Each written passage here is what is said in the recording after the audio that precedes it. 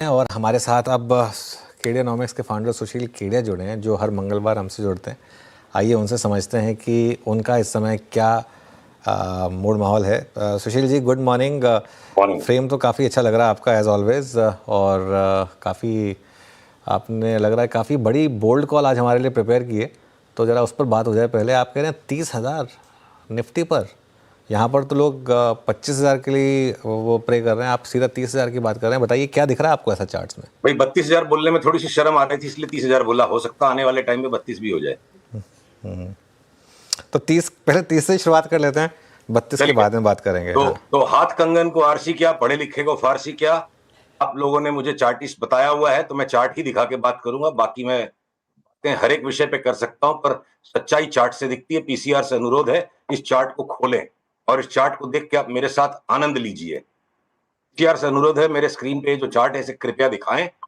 ये जो चार्ट है, आप देखो, ये चार्ट चीख चीख के कह रही है कि मुझे ले लो। ये रेशियो चार्ट है, इसकी वैल्यू अभी आप देखोगे करीब 3.8 है। और चीख चीख के क्या कह रही है, एक साल से लेकर सवा साल में 3.8 वाला हंसते हंसते 5.5 हो सकता है। ये किस चीज की चार्ट है? Nifty prices divided by S&P 500 prices. यानी कि अगर अमेरिका, यानी कि 45% तक का आउट परफॉर्मेंस संभव है अगले 12 से 15 महीने में। यानी कि अगर S&P में 20% का भी करेक्शन किसी वजह से साल के बीच में आ गया, तब भी हो सकता है उस टाइम पे निफ्टी 45% ऊपर हो करंट भाव से। तो आपको विवादास्पद लग सकती है, हास्यास्पद लग सकती है ये बात। तो इसके लिए मैं आपको इतिहास दिखाऊं पहले। आप इतिहास में देखो, ये तो मैं सिर्फ एक साल के अंदर 45% की आउट परफॉर्मेंस की बात कर रहा हूं। ऐसा दौर भी आया है आपकी ही मेरी लाइफ टाइम में, बहुत ज्यादा पुराने समय में नहीं, 2001 से लेके 2010 तक लगातार 10 साल में हमने 8 गुना कर लिया। यानी निफ्टी को कोई लॉन्ग करके S&P शॉर्ट कर देता तो 8 गुना हो जाता। 10 साल में अगर 8 गुना हो गया, 5 साल में 4 गुना हो गया, तो अप्रोक्सीमेटली 35% की कंपाउंडेड आउट परफॉर्मेंस 10 साल तक लगातार आई है। तो एक साल में 45% की आउट परफॉर्मेंस आ जाना बिल्कुल भी बड़ी बात नहीं है, जब पिछले 15 साल से हम करीब करीब साइडवेज रन कर रहे हैं।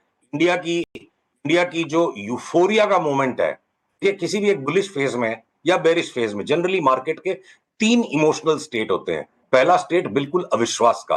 कोरोना के क्रैश में किसी को विश्वास नहीं हुआ कि निफ्टी यहां से वापस घूम करके अंट तेजी हो जाएगी। 2020 में अनुज, आपकी मेरी स्क्रीन पर बिल्कुल जबड़ा jaw falling on the floor वाली बातचीत हुई थी 7,500 निफ्टी पे, कि हम वापस 12,000 और उसके ऊपर निकल रहे हैं।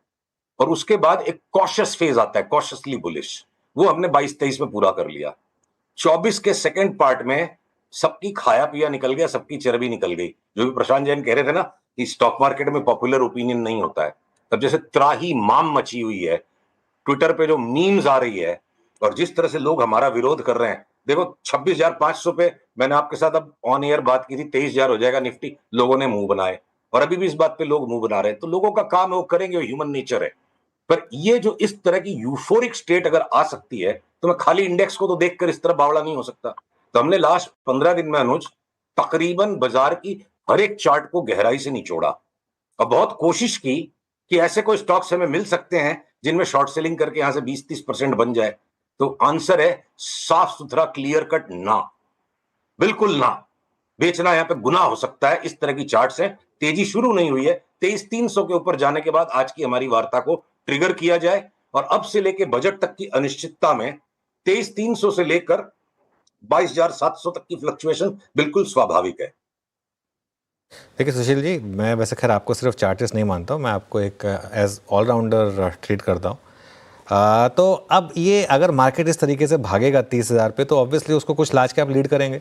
तो आपकी प्रिफर्ड पिक्स क्या होंगी लार्ज कैप्स में? ये इतना कठिन सवाल है अनुज, क्यों कठिन है आपको सुन के हंसी आएगी। हमने अपनी इंटरनल डिस्कशंस में अपने क्लाइंट्स को ये बोला कि आईटीसी जैसा स्टॉक नहीं लेना है। क्यों? क्योंकि उसमें सिर्फ एक्सपेक्टेड 25% की रिटर्न है। 25% तो अब लार्ज कैप्स में, ब्लू चिप्स में चना कुरमुरा लगता है। इतनी बड़ी अपॉर्चुनिटी मुझे अगले 12 महीने में दिखती है। हिंदुस्तान लीवर जैसा थका हुआ स्टॉक, थका हुआ क्यों बोलता हूं मैं इसको, 2020 की अप्रैल में इसका जो भाव था, आज उसके नीचे भाव है। 4 साल में, 5 साल में स्टॉक ने कोई रिटर्न नहीं दिया। वो हिंदुस्तान लीवर भी बोलता है मैं 50% बढ़ जाऊंगा। ठीक है, एक कोलगेट जितना बढ़ने के बाद जितना करेक्शन दे चुका है, कोलगेट यहां से वापस डबल हो गया तो कोई बड़ी बात नहीं। खैर कोलगेट को खेलना सबके बस का काम नहीं है, बहुत फास्ट स्टॉक है। रिलायंस जैसा बड़ा हाथी, हाथी जिसे कहते हैं ना, रिलायंस जैसा हाथी, वो बोलता है मैं 50% बढ़ूंगा। 1200 की मंदी नहीं लगती रिलायंस में, और 1800 का भाव हंसते हंसते आ जाए। तो अगर ये रिलायंस और लीवर के 50% को मैं बेंचमार्क मान लूं कि जब ये हाथी भी 50% रन देंगे, तो फिर हमने अगर कोई होशियारी की तो वो होशियारी तभी साबित होगी जब 75%, 100% तक की भी रिटर्न्स मिले। तो देखिए, स्टील के स्टॉक्स को हमने ध्यान से देखा। टाटा स्टील बोलती है मैं 118, 116 के नीचे जाने की मेरा मूड नहीं, मैं 200 हो जाऊं। Steel authority of India limited double हो जाए, एनएमडीसी स्टील यहां से 3 गुना हो जाए।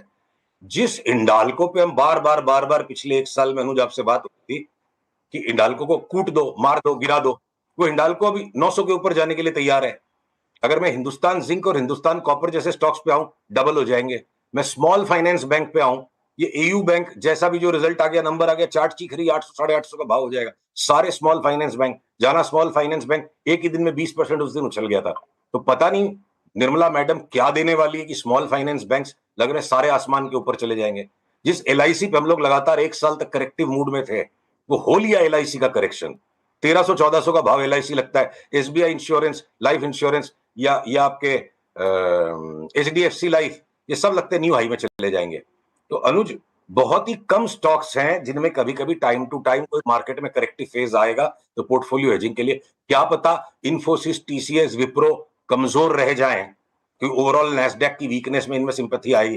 पर बिरला सॉफ्ट जैसा छोटा जो आईटी का स्टॉक है, अब वो भी तैयार हो गई, इसकी चार्ट 2 गुना 2.5 गुना उसका भी भाव हो जाएगा। तो जैसे हास्यास्पद लगती है शुरू में कोई भी बुल मार्केट जब स्टार्ट होती है, फिर वो विवादास्पद लगती है, और उसके बाद एकदम से जो फ्रेंजीड कंसेंसस आता है, जैसे 26,500 पे फ्रेंजीड कंसेंसस था, और हमें लोग उस नजर से देख रहे थे, पता नहीं ये कौन से पागल खाने से छूट के आया है। तो सेम बात आज भी सबको महसूस होगी। यही ह्यूमन नेचर है, यही स्टॉक मार्केट का नेचर है, यही हमेशा से क्राउड्स का बिहेवियर है। मेरे को 2025 में खतरनाक भयंकर तेजी नजर आती है। क्या पता डॉलर इंडेक्स 15% घट जाए और इंडियन रूपी 12-13% अगर स्ट्रांग हो जाएगा, 25% तो निफ्टी उसी में हंसते हंसते बढ़ जाएगी। तो हमने, एक बात पूछता हूं मैं, उल्टी बात करते हैं चलो। जिस दिन चुनाव के नतीजे आए, मोदी सरकार की सिर्फ 240 सीटें बची। लास्ट 10 साल में भारत के लिए इससे बड़ी कोई विपदा की परिस्थिति थी नहीं। सबका ओवर कॉन्फिडेंस जो था, एक झटके में इंडिया का कॉन्फिडेंस पंक्चर हो गया, गवर्नमेंट तो कमजोर हो गई। 21,000 की निफ्टी एक झटके में हो गई। कोई ने सोचा था 26,000 की निफ्टी फटाफट आ जाएगी वहां से? तो हमारी जो कल्पना है, उसको हम अपनी बुद्धि समझने की गलती कर लेते हैं, और सबकी कल्पना सीमित है। और यथार्थ जो है, सच्चाई जो है, एक क्राउड की जो ताकत है, करोड़ों लोगों की जो ताकत है, वो हम सब की कल्पना से ज्यादा ताकतवर होती है। जिस दिन 240 सीट खाली थी गवर्नमेंट की, और 21,000 का क्रैश लैंडिंग कर गया बाजार, और वहां से जिसने माल ले लिया उस क्राइसिस में, वो 26,000 तक हंसते हंसते बेच गया। तो उसी तरह आज जो क्राइसिस ऑफ कॉन्फिडेंस है, माल लेने की बात करने का मतलब पागलपन है। तो हम तो देखिए, जो लगेगा तो स्टॉप लॉस लगेगा। जो हमने अपने निवेशकों को सलाह दी है, वही हम आपके भी दर्शकों को बता सकते हैं। ओके, सुशील जी, फिर एक बात बताइए, बजट से क्या एक्सपेक्ट करें हम, और बजट रिलेटेड सेक्टर्स पे क्या, जैसे कैपिटल गुड्स वगैरह होते हैं, उनमें क्या फिर लॉन्ग बनाए जाएं? हाँ, तो देखिए, जो जो देखिए, बजट का एक्सपेक्टेशन और मार्केट उस बजट पे क्या करेगा, दो अलग अलग चीजें हैं। तो हो सकता है कि काफी साल हो गए हैं, गवर्नमेंट ने कोई इनकम टैक्स में कंफर्ट नहीं दिया है लोगों को, और जिस तरह से चार्ट्स का स्प्रेड है, जैसे एफएमसीजी के स्टॉक सारे 50, 60, 70% भागने तैयार हैं, या कंज्यूमर ड्यूरेबल्स, व्हाइट गुड्स में भी बड़ी तेजी लगती है, सबकी चार्ट्स में तेजी लगती है। तो मैं अंदाज लगा सकता हूं, वो रॉन्ग भी हो सकता है, और ये पॉलिसी आए बिना भी बाजार ये काम कर सकता है कि कुछ इनकम टैक्स के अंदर में रियायतें मिले, लोगों की जेब में पैसा सरकार डाले। और मुझे लगता है सरकार बड़ा एक्सपेंडिचर रेलवेज में और डिफेंस में तो डेफिनेटली अनाउंस करेगी। ये रेलवेज की और डिफेंस की चार्ट्स ना लड़ रही है हमसे कि पहले मेरे को ले लो, पहले मेरे को ले लो। हाथ हमारे 2 ही है और उंगलियां 10 है, सारी की सारी बाई है, तो कुछ तो आएगा बजट में। बिना बिना कुछ आए कैसे भागेंगे? आपका जो सवाल है कैपिटल गुड्स पे, देखिए, लार्सन एंड टुब्रो ऑलरेडी जिस तरह से साइडवेज बैंड में चल रहा है, तो अगर कोई फायर सेल आ गई, कोई कारण से कोई कॉर्पोरेट इवेंट ऐसा आ गया कि अचानक से आके कोई कूट जाएगा, 3500 का भाव में मिलेगा, तो लेंगे 3500 से लेके 4500 में। एक केपेक्स के जो स्टॉक्स है, चाहे एबीबी, सीमेंस, आपके इवन कमिंस जो हमारा ज्यादा फेवरेट रहता था, लार्सन, ये अंडर परफॉर्मेंस दिख रहे हैं अनुज। तेजी सभी चीजों में आएगी, पर जब 50% लीवर और रिलायंस देंगे, तो मैं 30-35% कमाने के लिए ये लार्सन और कमिंस क्यों लूंगा? मेरा आंसर ये है। ओके, चलिए सुशील जी, बहुत बहुत शुक्रिया आज हमारे साथ जुड़ने के लिए। अगले मंगलवार फिर आपसे बात करेंगे कुछ और स्टॉक्स पर और मार्केट पर।